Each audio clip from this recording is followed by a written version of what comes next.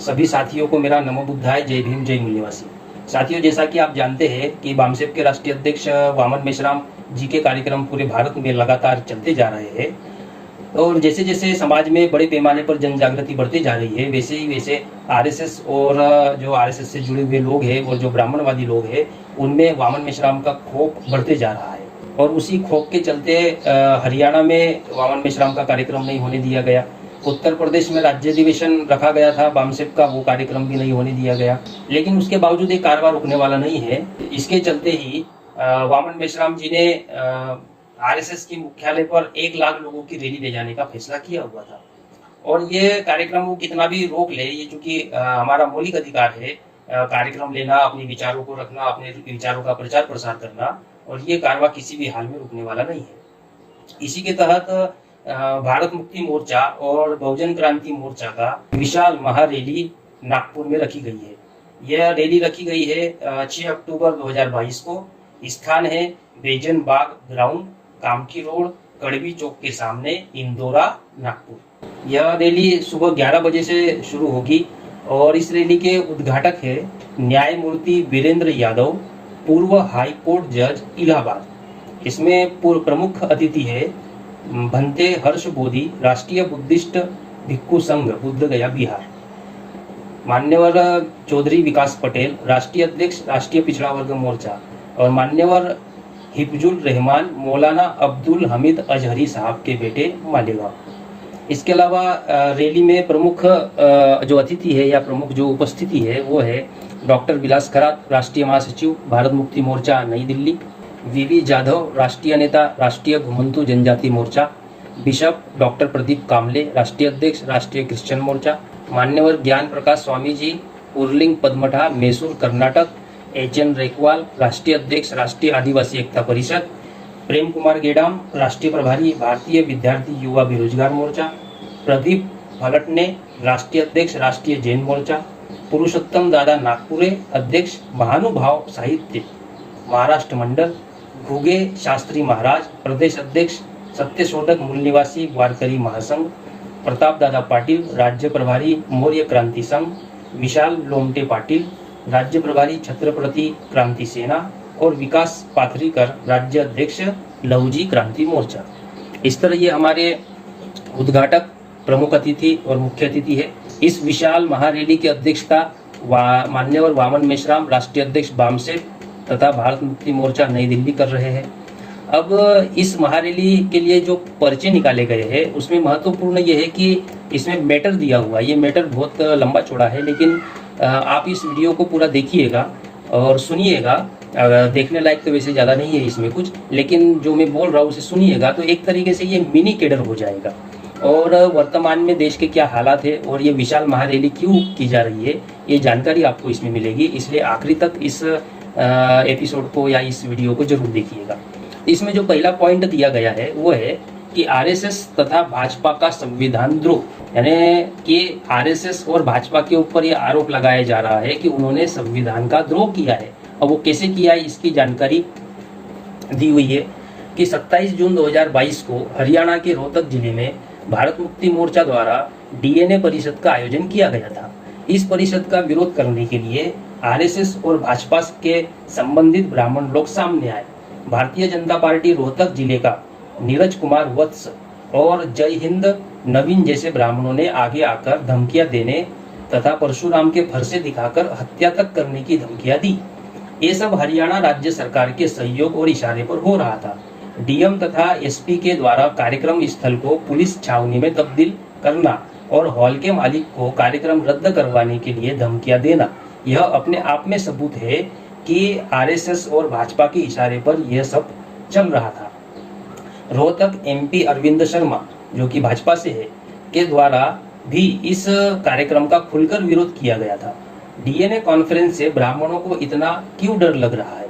DNA के मामले में वे चर्चा क्यों नहीं होने देना चाहते हैं? एक तरफ झूठी बकवास करने वाले ब्राह्मणों को उनकी असलियत देश और दुनिया में न आ जाए इसका डर है, और डीएनए अनुसंधान और राखी गढ़ी डीएनए अनुसंधान के द्वारा ब्राह्मण विदेशी यह बात सिद्ध हो गई है। इसके बावजूद आरएसएस और भाजपा के इशारे पर राखी गढ़ी स्थल, जो कि हड़प्पा मोहनजोदड़ो नगर का हिस्सा है और यह सभ्यता ब्राह्मण भारत में आने के पहले ही विकसित सभ्यता थी। ब्राह्मण राखीगढ़ी डीएनए के अनुसार विदेशी सिद्ध हुए हैं। राखीगढ़ी सभ्यता में मिले कंकाल का समय 4700 वर्ष पुराना है और ब्राह्मण भारत में आज से 4000 वर्ष पहले ही आए थे, इसलिए ब्राह्मणों का राखीगढ़ी में डीएनए नहीं मिला। अब आरएसएस भाजपा ने सरकारी संस्थाओं का असंवैधानिक तरीके से इस्तेमाल करना शुरू किया है। इसके तहत ही भारतीय पुरातत्व विभाग को आगे करके राखीगढ़ी सभ्यता जो हड़प्पा सभ्यता का हिस्सा है उसे वैदिक सभ्यता या सिंधु सरस्वती सभ्यता नाम देकर मूल निवासी बहुजनों के संस्कृति एवं सभ्यता पर आक्रमण किया जा रहा है। हरियाणा सरकार और रोहतक प्रशासन ने संविधान द्रोह किया है और हमारे मौलिक अधिकारों का हनन किया है। यह संविधान द्रोह है, इसलिए संविधान के समर्थन में और संविधान को बचाने के लिए आरएसएस के मुख्यालय पर लाखों की संख्या में मोर्चा लेकर जाएंगे। यह दिल्ली के कार्यक्रम में घोषित किया गया था। तो ये पहला पॉइंट बताया गया है कि आरएसएस और भाजपा संविधान द्रोह कर रही है। तो उसमें ये पूरी जानकारी दी गई कि किस प्रकार हरियाणा के ब्राह्मणों ने मेश्राम साहब का विरोध किया, भाजपा उसमें कैसे शामिल थी। राखीगढ़ी में डीएनए जो मिला है उससे सिद्ध हुआ है कि ब्राह्मण विदेशी है और ब्राह्मण जो है वो 4000 साल पहले आए, जबकि राखीगढ़ी का डीएनए 4700 वर्ष पुराना है। तो स्वाभाविक बात है वहाँ ब्राह्मणों का डीएनए मिलने वाला नहीं था। और उससे एक बार और सिद्ध होता है कि ब्राह्मणों के पहले यहाँ जो लोग रहते थे उनका भी डीएनए अब हमें मिल गया है। तो ये पूरा 200% सिद्ध हो गया है कि हम लोग भारत के मूल निवासी हैं। दूसरा पॉइंट जो इसमें कवर किया गया है वो है उत्तर प्रदेश में भी भाजपा सरकार द्वारा संविधान द्रोह। तो इसमें बताया गया है कि दिनांक 21 अगस्त 2022 को कानपुर में बामसेप और राष्ट्रीय मूल निवासी संघ का 37वां उत्तर प्रदेश राज्य अधिवेशन होने वाला था। इस अधिवेशन को आरएसएस भाजपा के लोगों ने खुलकर विरोध किया। आरएसएस ने अपने कुछ नाजायज बच्चों को, जैसे कि दुर्गेश मणि त्रिपाठी, मैं ब्राह्मण हूँ महासभा को आगे करके विरोध किया। रोहित तिवारी, थाना प्रभारी गोविंद नगर, विकास कुमार पांडे एवं आनंद प्रकाश तिवारी, संयुक्त पुलिस आयुक्त कानून एवं व्यवस्था, तो इनके जैसे ब्राह्मण अधिकारियों को आगे करके बामसेप के प्रमुख कार्यकर्ताओं को गिरफ्तार करवाया गया। धारा 144 लगाकर कार्यक्रम स्थल को छावनी में तब्दील करवाया गया। यह जनता के मौलिक अधिकारों पर सीधा हमला था, जैसे कोई भारत में इमरजेंसी लागू हुई। यह सब आरएसएस और भाजपा के द्वारा संविधान द्रोह किया जा रहा है। इसलिए भी संविधान को बचाने हेतु आरएसएस के मुख्यालय पर लाखों का मोर्चा ले जाना जरूरी हो गया है। तीसरा पॉइंट है कि ईवीएम का आरएसएस बीजेपी भी इस्तेमाल कर रही है। इसके तहत बताया गया है कि 2004 के चुनाव में पहली बार राष्ट्रीय स्तर पर ईवीएम को लाया गया था। कांग्रेस ने 2004 और 2009 को ईवीएम का इस्तेमाल करते हुए चुनाव जीता। सुब्रमण्यम स्वामी ने इस घोटाले के सबूत इकट्ठा किए और सुप्रीम कोर्ट को दिए। सुब्रमण्यम स्वामी के सबूतों को सुप्रीम कोर्ट ने स्वीकार किया और केवल ईवीएम मशीन के द्वारा फ्री, फेयर एंड ट्रांसपेरेंट चुनाव नहीं हो सकता और यदि फ्री, फेयर और ट्रांसपेरेंट चुनाव करना है तो इसके लिए ईवीएम मशीन के साथ पेपर ट्रेल मशीन लगानी होगी। यह सुप्रीम कोर्ट ने निर्णय दिया। कांग्रेस ने ईवीएम मशीन में घोटाला किया। इसकी वजह से कांग्रेस को आरएसएस भाजपा से समझौता करना पड़ा और आरएसएस भाजपा ने कांग्रेस के साथ समझौता करके 2014 और 2019 को ईवीएम घोटाला करने के लिए कांग्रेस को रजामंद किया। मगर 24 अप्रैल 2017 को सुप्रीम कोर्ट ने वामन मेश्राम की केस में 100% पेपर ट्रेल मशीन लगाने का ऑर्डर दिया और 2019 को आरएसएस भाजपा का घोटाला करके चुनाव जीतना असंभव हो गया। इसलिए आरएसएस भाजपा ने समझौते के अनुसार कांग्रेस को 2019 के चुनाव में मदद करने के लिए कहा। कांग्रेस ने अभिषेक मनु सिंघवी के द्वारा वामन मेश्राम के केस के विरोध में केस दायर किया और पेपर ट्रेल के रिकाउंटिंग के बजाय ईवीएम मशीन के साथ 50% यानी 50% मिलान करने की मांग की। 8 अप्रैल 2019 को सुप्रीम कोर्ट ने मिलान करने की बात को स्वीकार किया और 1% वोटों का मिलान करने का आदेश दिया और 100% रिकाउंटिंग के ऑर्डर को साइड कर दिया। इस वजह से भाजपा को चुनाव जीतना संभव हुआ। अब 140 करोड़ लोगों के लोकतंत्र को आरएसएस भाजपा ने धोखा करके लोकतंत्र की हत्या की। इसलिए आरएसएस मुख्यालय पर मोर्चा ले जाना अत्यंत जरूरी हो गया। तो आरएसएस के मुख्यालय पे मोर्चा क्यों लेके जाया जा रहा है, उसके ये पॉइंट बताए जा रहे हैं। इसमें चौथा पॉइंट है कि ओबीसी की जाति आधारित गिनती न करने के विरोध में। तो 1931 तक ओबीसी की जाति आधारित गिनती लगातार होती रही। तथाकथित आजादी के बाद वह गिनती बंद कर दी गई। कांग्रेस और भाजपा ने ओबीसी के साथ बहुत बड़ी धोखेबाजी की। आरएसएस और भाजपा खुलकर ओबीसी की जाति आधारित गिनती का विरोध करते हैं। न्यायपालिका में प्रधानमंत्री नरेंद्र मोदी के द्वारा ओबीसी की जाति आधारित गिनती न करने के संदर्भ में हलफनामा तक दिया गया था। यह सब मोहन भागवत के कहने पर किया गया, इसलिए भी आरएसएस के कार्यालय पर मोर्चा लेकर जाना जरूरी है। अगला पॉइंट है संविधान बदलने की साजिश के विरोध में। लॉकडाउन को आरएसएस के प्रमुख ने अवसर कहा था। लॉकडाउन के दरमियान ही कई सारे लेबर एक्ट खत्म कर दिए गए और ढेर सारी सरकारी कंपनियां और उद्योगों को कौड़ियों के मोल में पूंजीपतियों को बेच दिया गया। यह संविधान खत्म करने की प्रक्रिया है। लॉकडाउन के दरमियान ही नए हिंदू राष्ट्र यानी ब्रैकेट में दिया हुआ है ब्राह्मणों का गुलाम राष्ट्र के संविधान की बातें हो रही थी। अब 12 अगस्त 2022 को Dainik Jagran, times of India जैसे अखबारों में हिंदू राष्ट्र के संविधान का प्रारूप तैयार है और यह संविधान वर्ण व्यवस्था आधारित रहेगा, ऐसी बातें उस खबर में छपकर आई थी। हिंदू राष्ट्र यानी ब्राह्मणों के अधीन गुलाम राष्ट्र, जो बातें वे आज कह रहे हैं उन बातों पर अल्पसंख्यक विदेशी ब्राह्मणों ने कब्जा कर लिया है। देश के सभी संवैधानिक संस्थाओं को निष्प्रभावी कर दिया है। इसलिए आरएसएस के मुख्यालय पर मोर्चा ले जाना अत्यंत जरूरी हो गया है। छठवां पॉइंट है कि मुसलमानों के साथ साथ सभी धार्मिक अल्पसंख्यक समुदाय को आरएसएस भाजपा के लोग दोयम दर्जे के नागरिक मानते हैं, इसलिए भी आरएसएस के मुख्यालय पर मोर्चा ले जाना जरूरी है। सातवां पॉइंट है कि आरएसएस के द्वारा आदिवासियों को जबरदस्ती से हिंदू बनाया जा रहा है, इसके विरोध में यानी इसके विरोध में ये रैली है। आदिवासी प्रकृति पूजक है, वे सरना धर्म को मानते हैं। आदिवासी को आरएसएस के द्वारा जनगणना में हिंदू घोषित करने का मोहन भागवत की योजना है।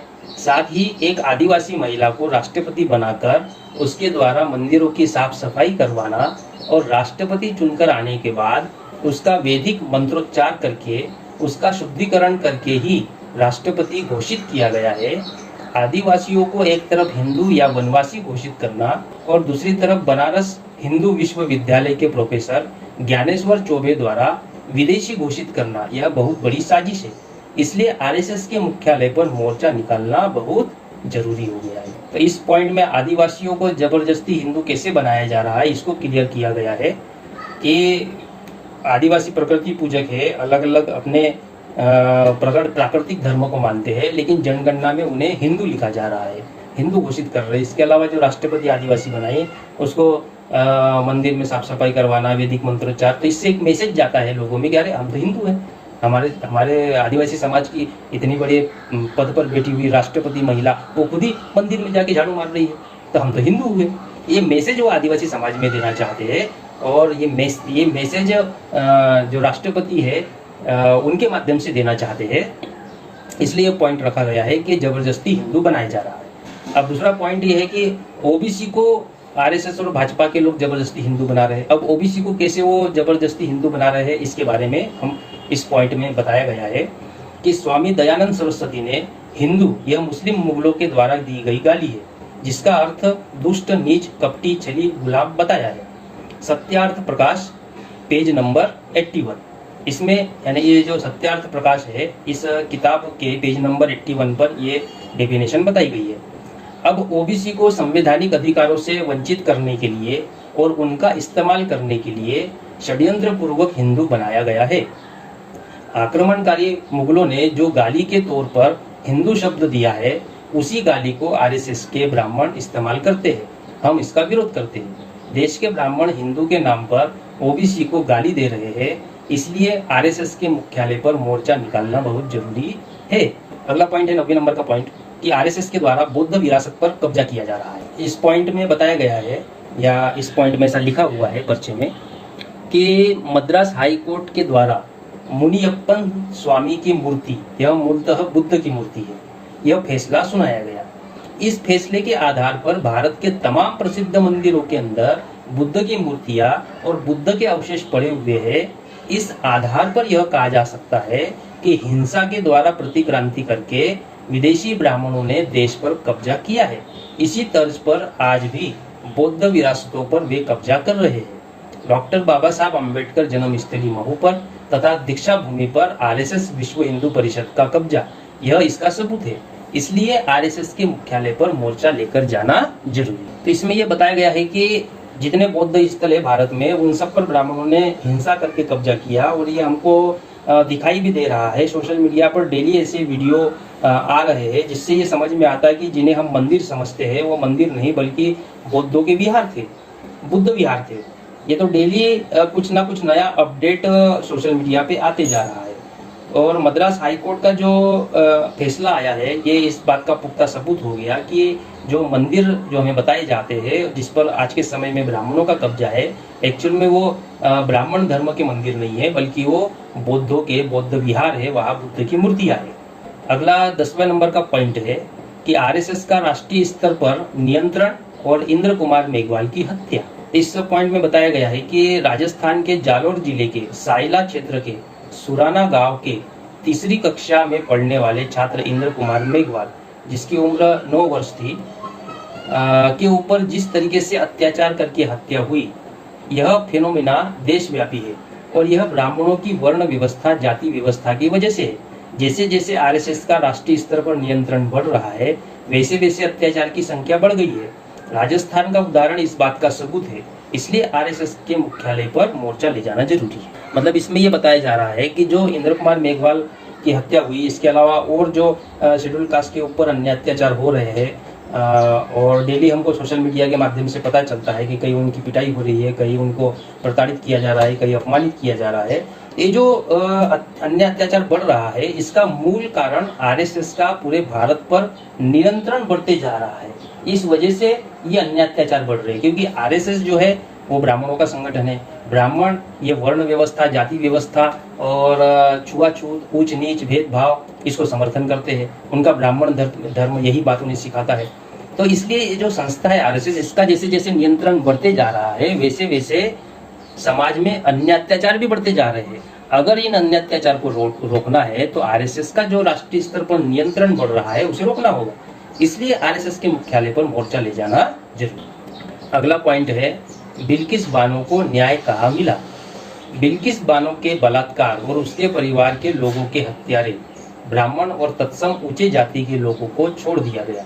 11 में से एक व्यक्ति ने माफ करने वाली अर्जी गुजरात हाई कोर्ट को दी थी। गुजरात हाई कोर्ट ने उसे सुप्रीम कोर्ट जाने को कहा। सुप्रीम कोर्ट ने गुजरात सरकार को उसके अर्जी पर विचार करने के लिए कहा। गुजरात के आरएसएस की सरकार इतनी महान है कि उन्होंने इस पर विचार करने के लिए कमेटी बनाई और उसका अध्यक्ष जिला अधिकारी को बनाया, जो राज्य सरकार का नौकर होता है। जिला अधिकारी ने सरकार के आदेश के अनुसार 11 लोगों को निर्दोष छोड़ दिया।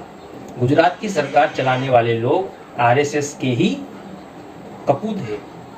इसलिए आरएसएस के मुख्यालय पर मोर्चा ले जाना अत्यंत जरूरी है। तो इस तरह साथियों, इसका जो निवेदक है वो है भारत मुक्ति मोर्चा, केंद्रीय यूनिट, नई दिल्ली। तो इस तरह साथियों 6 अक्टूबर 2022 को यह रैली की जा रही है, विशाल महारैली है, जो कि नागपुर